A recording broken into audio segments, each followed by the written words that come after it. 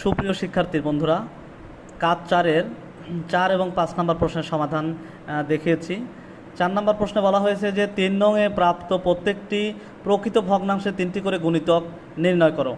তো আমরা 3 নম্বর কাজে আমরা 3টা প্রকৃত ভগ্নাংশ পেয়েছিলাম, 3/4, 4/5 এবং 3/5। তো 3টি প্রকৃত ভগ্নাংশের 3টি করে গুণিতক লিখেছি আমি।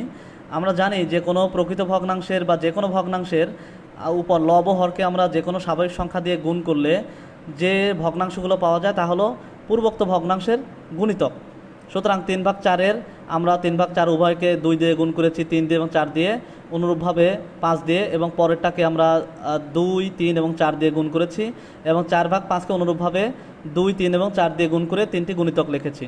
একইভাবে আমরা কাজ 5 নম্বর কাজে আমরা প্রথমে লসাগু করেছি, লসাগু থেকে আমরা সমহরণ